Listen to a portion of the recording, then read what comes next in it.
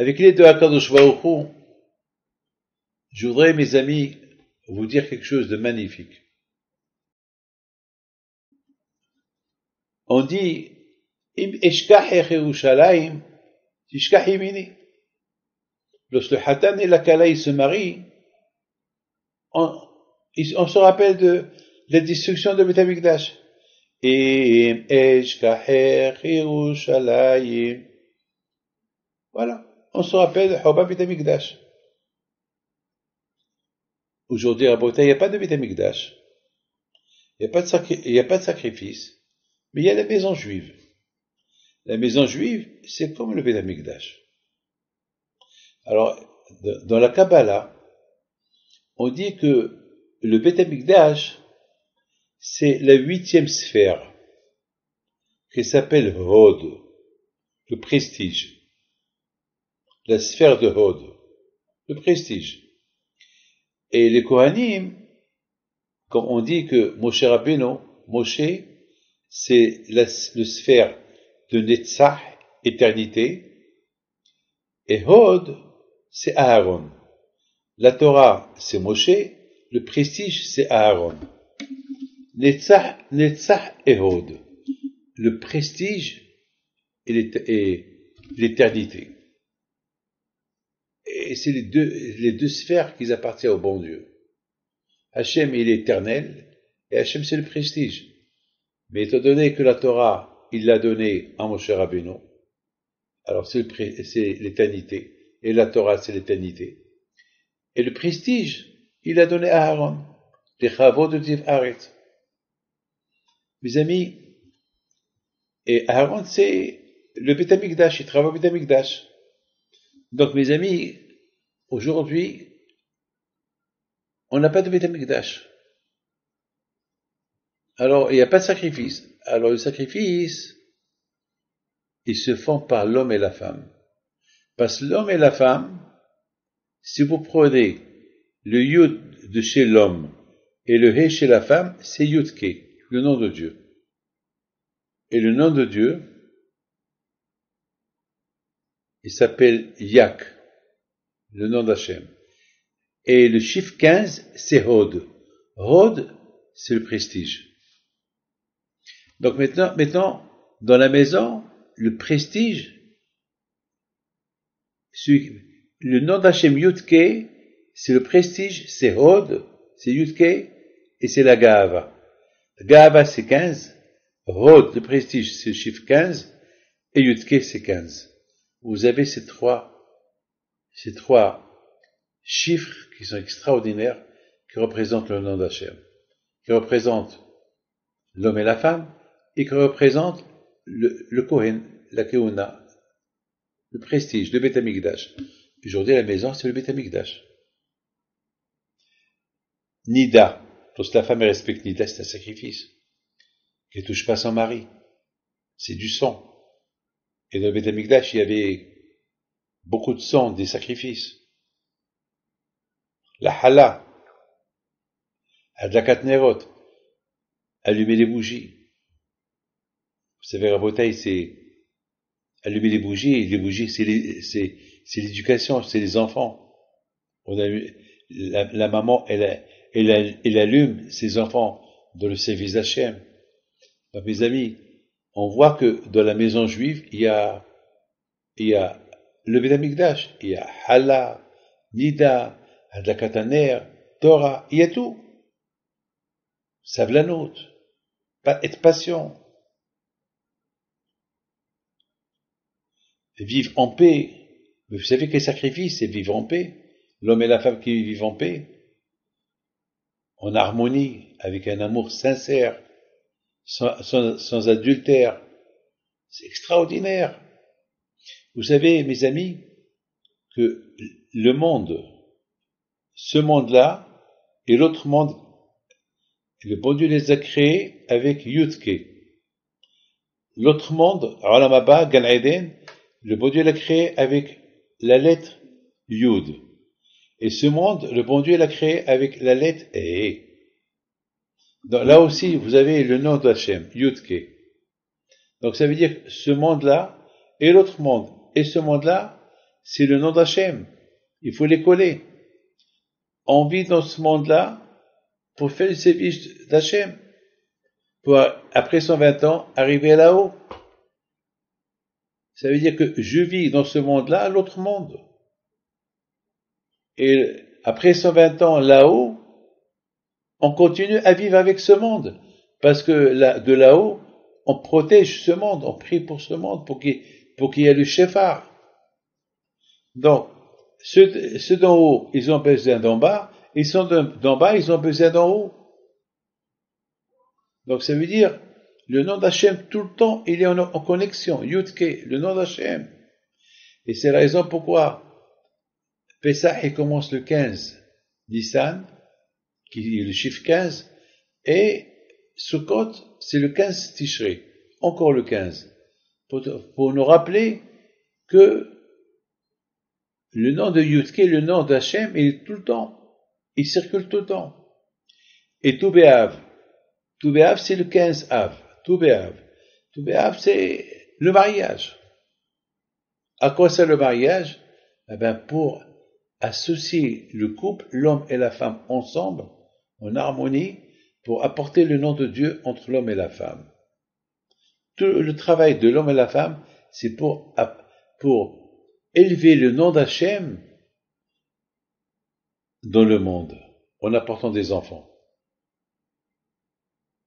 C'est de la continuité. Et c'est la raison pourquoi Hachamim disent, un homme qui ne se marie pas, il n'a pas Olam Haba. Il a ni Olam Hazé, ni Olam Haba. Pourquoi? Parce que le but de l'homme, c'est d'associer en haut et en bas. Le Yud avec le He. Les associer ensemble et les mettre l'un à côté de l'autre. Sans ça, le monde il ne peut pas tenir. C'est la raison, le jour du mariage, le quelqu'un, on dit au Hatan et la Kala, allez, mais tant que vous êtes ensemble, alors vous avez pouvoir aider Hachem. Hachem va résider en vous. Maintenant, vous allez aider Hachem par ce mariage, en vivant dans la paix, alors vous allez continuer la continuité et de ce monde et de l'autre monde. Et on est associé avec Hachem. Hachamim disent que l'être humain, un bébé, il a 3 associés. L'homme, la femme et le bon Dieu. L'homme et la femme, ils mettent l'enfant dans le monde, lorsqu'ils se marient, et Hachem est dans la vie. Voilà. Et lorsque le moment il arrive du bébé de quitter ce monde, Akadosh Baruch Hu, il prend l'âme et dit aux parents, moi j'ai pris ce qui m'appartient, voilà, je vous laisse ce qui est à vous. Mais si l'enfant qui va grandir, il va être un tzaddik, alors le nom d'Hachem il continue toujours. Même, comme c'est pour ça on dit, tzaddikim bimitatam nikaim haim. Les tzaddikim, même après leur mort, on les appelle des vivants, parce qu'ils ne sont pas morts. Parce qu'ils laissent le nom d'Hachem dans ce monde-là. Parce que toute la vie de l'être humain, c'est le nom d'Hachem. Ah, c'est la raison pourquoi le jour du mariage de la personne, on le rappelle, on prend un verre, et on dit au Hatan et la Kala, allez, Im Eish Kaher Yerushalayim. Pourquoi le Beit HaMikdash a été détruit? Le Beit HaMikdash, c'est la sphère de Hod. C'est la 8e sphère. C'est Yudke, c'est le nom d'Hachem, le chiffre 15. Pourquoi elle a été détruite? Parce qu'il n'y avait pas la paix entre les gens. Il y avait Sinat Hinam. Et parce qu'il y avait Sinat Hinam, le Beit HaMikdash a été détruit. Alors maintenant, on dit au Hatan et la Kala, vous êtes maintenant la maison juive. Vous êtes maintenant, vous représentez le Beit HaMikdash. Vous représentez les sacrifices. Alors, il ne faut pas que ça vous arrive comme ce verre-là qu'on va le casser. Vous allez perdre tout. Non. Rappelez-vous, vous êtes le Beit HaMikdash. Il ne faut pas que ça vous arrive comme le temple qui a été détruit. Et la sphère de Hod, elle est partie. Mettons la sphère de Hod, elle est associée avec vous à partir du moment que l'homme il a dit à la femme, tu es ma femme. Au moment que l'homme il a dit à sa femme, soit la choupa, tu es ma femme, au moment qu'il met la bague dans ses mains, regardez, la bague elle est ronde, et le monde il est rond. Et on voit le monde, même le ciel il est rond. Ça nous rappelle le Yud et le Ké, les deux mondes qui sont ronds. Aujourd'hui, il y a la mode de deux bagues rondes ensemble. Deux bagues rondes, ils sont collés, on les voit. Je sais pas celui qui a inventé ça, ben il a, il a fait une invention sans savoir ce qu'il a inventé. Ben, il a inventé les deux mondes qui sont rondes, le Yud-Ké, que lorsqu'il y a le mariage, on les associe les deux à la fois. Et on rappelle le Hadith Kala, vous êtes maintenant le Beth Amikdash. C'est la maison des sacrifices. N'oubliez pas que le temple a été détruit à cause de la haine gratuite. Il ne faut pas y avoir de la haine gratuite. Le jour de leur mariage, je leur donne un conseil. Un conseil. Vous êtes les propriétaires du monde. Vous êtes le monde. Un couple qui se marie, c'est un monde. C'est un monde. Ils aident la continuité du monde. Vous savez, on dit que, à cause de Kamtsa, à cause de deux personnes, que le Beth Amikdash a été détruit. Un qui s'appelle Kamtsa, l'autre il s'appelle Bar Kamtsa. C'est tout.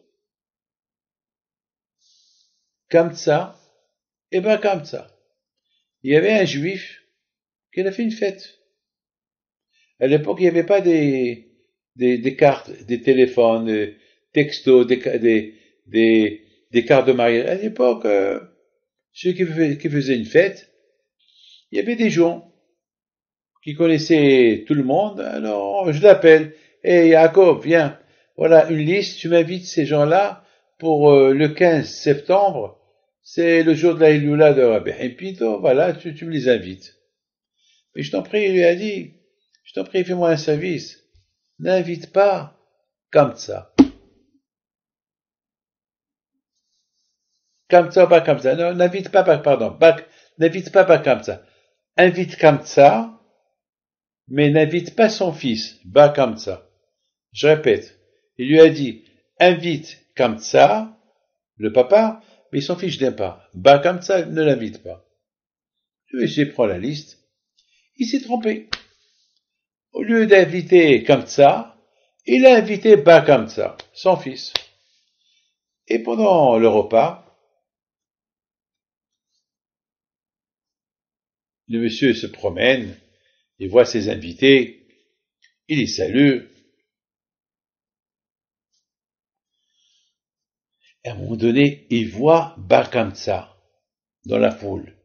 Il dit, qu'est-ce que tu fais là? Il dit, bah, tu m'as invité. Il dit, moi, je t'ai pas invité. Je peux pas te voir. Dégage. Il dit, écoute, moi, ne me fais pas honte. Plutôt que je suis là, lâche-moi. Laisse-moi. Dégage. Bon. Je te paye la moitié de la salle. Non, dégage. Je te paye toute la salle. Je te paye tout le repas. Ne me fais pas honte. Dégage. Il sort. Il avait de la peine. Il avait une boule. Il a dit, puisqu'ils m'ont fait ça, parce qu'il y avait là-bas Hachamim. Hachamim, ils n'ont rien fait. Hachamim, ils étaient des spectateurs. Ils voient ce qui se passe, ils disent rien. Il dit, comment Hachamim, ils sont comme ça. Ils m'ont pas défendu. Je parlais du mal sur Rome. Je vais aller à Rome et je vais parler du mal sur Israël. Un juif qu'il a vendu ses frères. À cause de ce juif-là qui s'appelle Bakamtsa, le temple a été détruit. Il est parti chez les Romains. Il a dit aux Romains que les Juifs, Ils préparent une révolution contre vous. Faites-leur la guerre. Et si vous voulez que jamais les Juifs ils se révoltent contre vous, détruisez le temple. Détruisez le Beth Amikdash. C'est la folie. Haramim ils disent, à cause de l'histoire de Kamsa et Ba Kamsa, le Beth Amikdash a été détruit. Le Beth Amikdash, qui est la 8e sphère. La 8e sphère. Les Kohanim, les Léviim, ils sont plus là.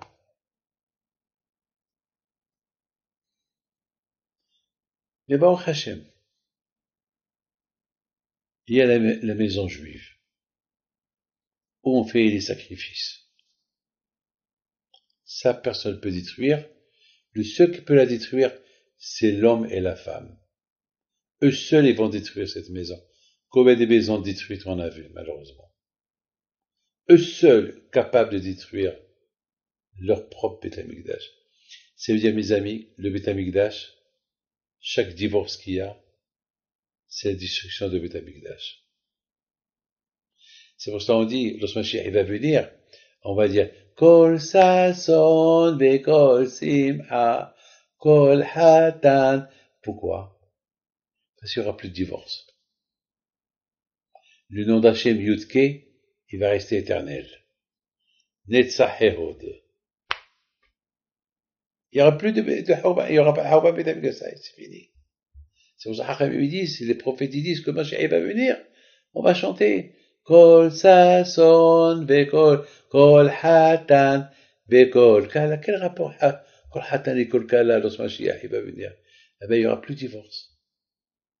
Et Rabotai, celui qui divorce pas, et celui qui maintient son mariage, et celui qui maintient le shalom chez lui, comme s'il a construit le Beth Amikdash. Comme s'il a construit le propre, parce que il a mis une pierre, encore une pierre de Shlom Bayit, et encore une pierre de Shlom Bayit. Et s'il y a beaucoup de pierres de Shlom Bayit, le Beth Amikdash va être construit. Et malheureusement, avec la médisance de la Shonara, on détruit le Beth Amikdash chaque jour. Mais l'histoire de Kamsa ou pas Kamsa, c'est la folie. L'orgueil, la gava de ce monsieur-là qui pouvait pas sentir son ennemi. Il est détesté. C'est la hinam, la haine gratuite. Il veut te payer toute la salle. Accepte. Non. Parce que, non, j'oublie pas le mal que tu m'as fait. Non, c'est l'heure de la vengeance. Beaucoup de fois, mes amis, il y a des divorces à cause d'orgueil, hein. Combien mes amis, je me casse la tête. Parfois pour faire un shlom bayit. Je peux tout réussir. Mais contre l'orgueil, je peux rien faire. Parfois, pour des bêtises. Je vous dis quelque chose. Il y a une fois quelqu'un qui m'a fait, quelqu'un qui a arrêté de venir me voir. Et il était toujours proche de moi. Et soudainement, j'entends plus parler de lui. Alors une fois, j'ai entendu des gens qui disent, Rabbi David, il vous en veut ce monsieur. J'ai vu que tu l'as pas invité au mariage de ta fille. Mais je peux pas inviter 100 000 personnes. Je suis limité. Je suis obligé d'inviter. Attends, je sais pas. Je suis obligé de faire le tri. Beaucoup de fois, je peux rien faire. Non, il m'en veut. Après, je me suis rappelé, j'ai dit, mais c'est pas possible. Mais je sais, dans la liste, je l'ai invité. Je l'ai invité. Malheureusement, il n'a pas reçu la lettre, la carte. Il a reçu 3 mois après le mariage. Ça arrive. Mais c'est trop tard. Il avait même la date.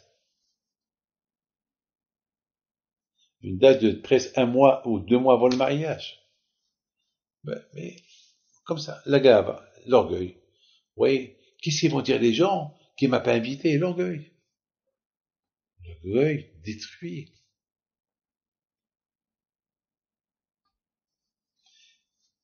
Ce Bar Kamsa, il n'était pas un homme bête, hein.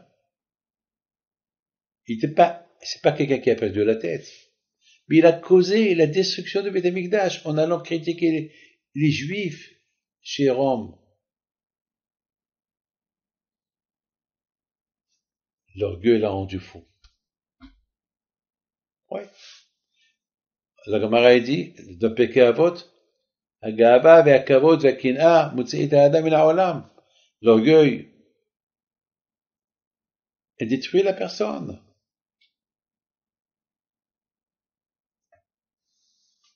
Mes amis,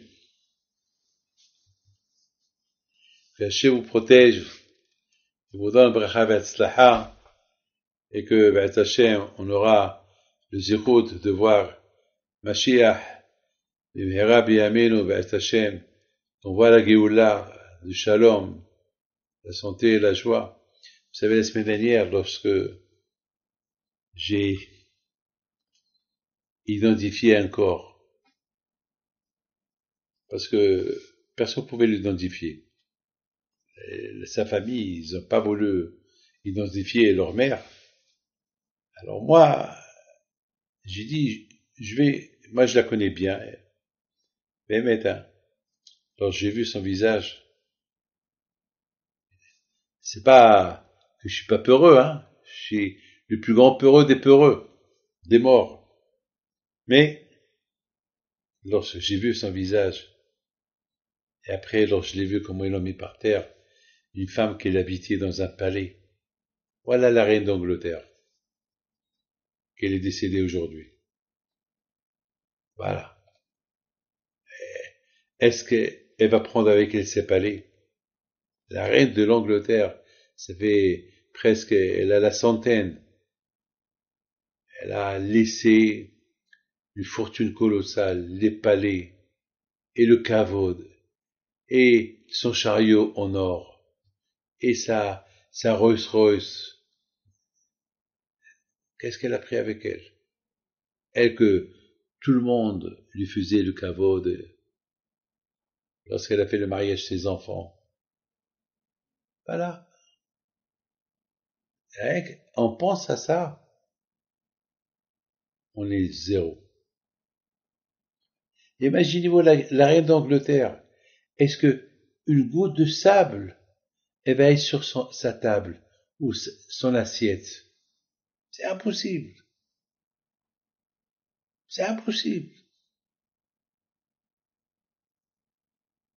Tout est clair, était très pointilleuse, hein. Il y a eu des centaines de livres qu'ils ont écrits sur elle. Et elle a des chambres de robes, mais incalculables. Une fois, ils ont montré, j'ai vu une photo d'une chambre immense, que des chaussures. Depuis les chaussures qui datent de ma grand-mère.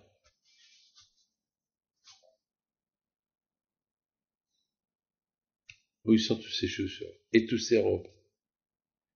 Et Gucci, et Chanel, et Dior. Les parfums et les parfumeries. Tous les parfums du monde. Les collections qu'elle a, aucun n'a les collections qu'elle a. Et les couronnes, la couronne britannique. Elle est où? Voilà. Ils sont en train de préparer maintenant ce qu'on appelle le dernier kavod. Le dernier kavod, c'est le jour de son enterrement. Et après, ça y est. Elle fait plus partie du sur-terre, elle va faire partie du sous-terre. Alors, elle a pris quoi? Ouais, non.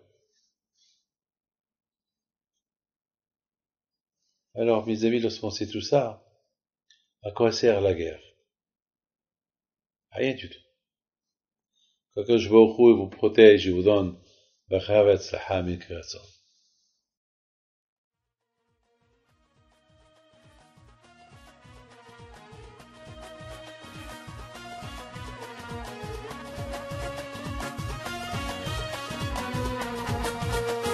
Non tu